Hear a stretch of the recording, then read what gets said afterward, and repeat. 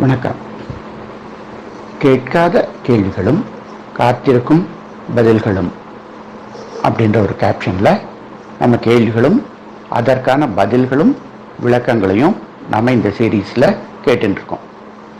இது இன்னைக்கு 3வது பார்ட். இது இன்றைய கேள்வி என்ன அப்படின்னா, நம்ம பெருமாள் கோவிலுக்கு போகும்போது கார்த்தால முதல் சேவையை விஸ்வரூப தரிசனம் அப்படின்னு சொல்லிட்டு எல்லா கோவில்கள்லையும் முதல்ல சேவை, அதாவது ப்ரீவியஸ் டே சைன சேவைக்கு அப்புறமா முதல் தரம் பப்ளிக்கு பக்தர்களுக்கு சேவை செய்ய தரக்கூடிய சேவையை விஸ்வரூப தரிசனம் அப்படின்னு எல்லா கோவில்லையும் நடக்கும்.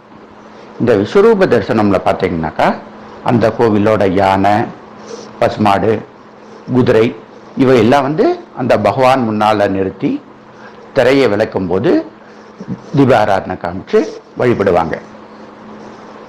இதில் நம்ம பார்த்தோம்னாக்கா யானை, குதிரை எல்லாம் பகவானை நேராக பார்த்துட்டு இருக்கும்போது பசுமாடு மட்டும் தன்னுடைய பின்புறத்தை பகவானுக்கு காமிக்கிற மாதிரி நிறுத்தியிருப்பாங்க. நமக்கு ஒரு மனிதனுக்கு மற்றொருவன் அவனோட பின்புறத்தை காட்டுறதே மிகவும் தவறான செயலாக இருக்கும்போது பகவானுக்கு பசுமாடு தன்னுடைய பின்புறத்தை காமிக்கிற மாதிரி நிற்க வைக்கிறது தப்பு இல்லையா? இது ஏன்?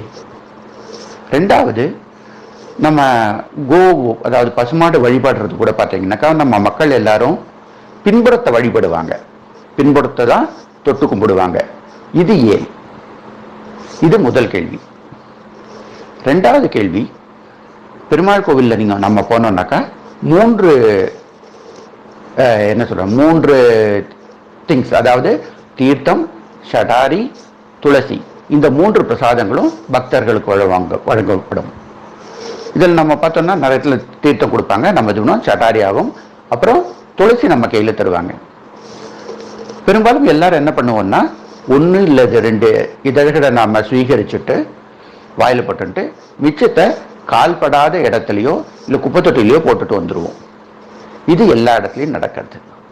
ரெண்டாவது, வீட்டிலையும் பார்த்தீங்கன்னா கிராமத்து வீடுகளில் கொல்லைப்புறத்தில் ஒரு துளசி மாடம் கட்டி ஒரு துளசி செடி வச்சு அதுக்கு விளக்கேற்றி வழிபடுறது, சேவிக்கிறது எல்லாமே இருக்கும்.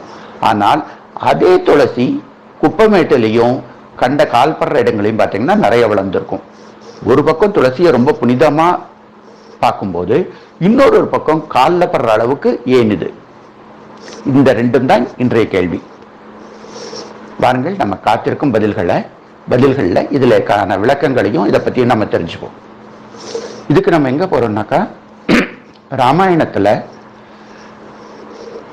ராமரை 14 ஆண்டுகள் வனவாசம் போகணும் அப்படின்னு சொல்லிட்டு தசரதன் சொல்றார்.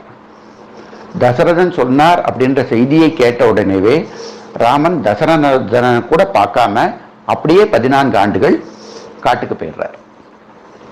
இந்த சோகம் தாங்காம ராமன் கிளம்பிய சில நாட்கள்லேயே தசரதனும் பிறந்து போயிடுறார். நம்முடைய வழக்கப்படி இறந்தவர்களுக்கு திதி, அதாவது ஸ்ராத்தம் அப்படின்னு சொல்லக்கூடிய திதி வருஷா வருஷம் கொடுக்கறது வழக்கம். இந்த திதி எங்க கொடுக்கணும் அப்படின்னாக்கா கயா க்ஷேத்திரத்தில் கொடுக்கணும். இந்த கயாங்கிறது இன்னைக்கு பீகாரில் இருக்கக்கூடிய ஒரு டவுன். இது இந்த டவுனில் தான் கயா க்ஷேத்திரம்னு சொல்லக்கூடிய கயா இடத்துல தான் நம்ம போய் கொடுக்கணும். ஸோ இப்போ என்னாச்சு, ராமன் காட்டுக்கு போயிட்டார்.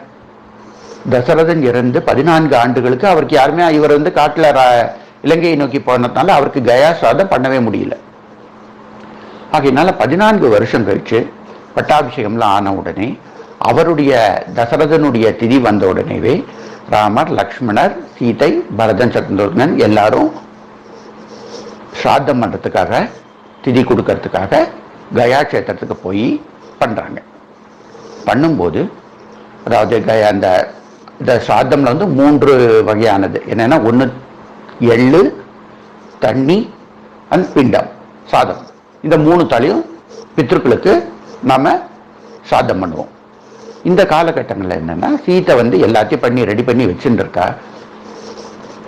ராமன், லக்ஷ்மணன், பரத, சத்ருகன்லாம் மிச்ச அந்த இலை மற்றவற்றை சேகரிக்கிறதுக்காக காட்டுக்கு போயிருக்காங்க.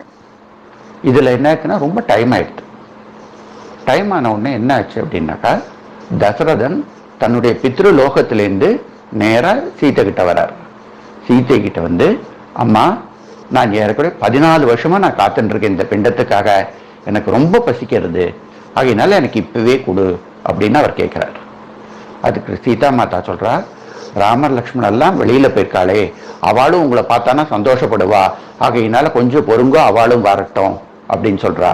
ஆனா அதுக்கு தசரதன் சொல்றார், அம்மா, நான் ஏற்கனவே 14 வருஷம் பட்னியா இருக்கேன், ஆகையினால எனக்கு ரொம்ப பசிக்கிறது, எனக்கு ஒன்னு பிண்டத்தை கொடுத்தேன்னாக்கா உன் கையால பிண்டமும் தீர்த்தமும் எள்ளும் நான் சாப்பிட்டுட்டு நான் சந்தோஷமா போயிடுவேன் அப்படின்னு ரொம்ப ஃபோர்ஸ் பண்ண உடனே சீதா மாதாவும் அந்த பிண்டத்தையும் தீர்த்தம் எள்ளி இது எல்லாத்தையும் தசரதனுக்கு கொடுக்கிறா. தசரதன் சந்தோஷமாக சாப்பிட்டுட்டு அவர் தன்னுடைய பித்ருலோகத்துக்கு கிளம்பி போறார். இது நடந்த சில மணி நேரம் கழிச்சு ராமர் லக்ஷ்மணர்லாம் ஏற்கனவே ரொம்ப டைம் ஆயிடுச்சேன்னு ரொம்ப அவசரமா வந்து சாத்தத்துக்கு வேண்டிய பொருட்களை எல்லாம் தயார் பண்றா. அப்ப சீதா மாதா சொல்றா, ஏற்கனவே தசரதன் வந்து பிண்டத்தை வாங்கிட்டு போயிட்டார், ஸ்வீகரிச்சுட்டு போயிட்டார் அப்படின்னு சொல்றா. இதை வந்து ராமன் நம்பல. ராமன் என்ன 14 வருஷம் கழிச்சு, ஏன்னா காட்டுக்கு போறதுக்கு முன்னாடி தன்னுடைய அப்பாவான தசரதன் மூஞ்சி கூட பார்க்காம போயிட்டார். ஆகையினால இந்த சந்தர்ப்பத்தில் தசரதனை சேவிக்கலாம் அப்படின்னு இருக்கும்போது வந்து வாங்கிட்டு போயிட்டாருன்னொடனே அவருக்கு பெரிய ஏமாற்றமா இருந்தது. ஏமாற்றம் கோபமா மாறிட்டு, கோபமானோடனே சீதா மாதாவை கேட்கிறார், நீ கொடுத்தேன்னு சொல்றையே, இதுக்கு யார் சாட்சி அப்படின்னு கேட்கும்போது சீதா மாதா சொல்றா, இங்க இருக்கக்கூடிய நதி கயா கஷேத்திரத்துல பல்குனி அப்படின்ற ஒரு நதி இருக்கு, இந்த நதி சாட்சி. ரெண்டாவது, இது இங்க கட்டி இருக்கிற பசுமாடு, நான் கொடுக்கும்போது இந்த பசுமாடு இங்க இருந்தது, இந்த பசுமாடு சாட்சி. மூன்றாவது, பிரசாதம் நாம் கோவில் எல்லாம் இது பண்ணும்போது அந்த சாதமோ இதுவோ கொடுக்கும்போது அதுல துளசி போட்டு தான் தருவோம். ஸோ இந்த துளசி செடி நான் கொடுத்ததை பார்த்தது, ஸோ இந்த துளசி சாட்சி. நாலாவது, அங்கிருந்த அந்தணனும் பார்த்துட்டு இருந்தார், இந்த அந்தணனும் சாட்சி. அஞ்சாவது, இது எல்லாம் நடந்தது இந்த ஆலமரத்தோட நிழல்ல தான் நடந்தது, ஆகையினால இந்த ஆலமரமும் சாட்சி. நான் தசரதன் வந்து வாங்கி உண்டு பிண்டங்களை உண்டு சென்றதுக்கான இந்த 5 பொருட்களும் சாட்சி அப்படின்னு சொல்றார். ராமர் ஏற்கனவே கோபமா இருக்கார். உடனே அவர் வந்து இந்த 5 பேரையும் பார்த்து கேட்கிறார், இந்த மாதிரி தசரதன் வந்து பிண்டம் வாங்கிட்டு போனது உண்மையா அப்படின்னு அவர் கேட்கும்போது, ராமனோட கோபத்தை கண்டு பயந்த பல்குனி நதி, துளசி, பசுமாடு, அங்கிருந்த அந்தணன் 4 பேருமே ராமனுக்கு பயந்து இல்ல நாங்க பார்க்கல அப்படின்னு சொல்லிடுறா.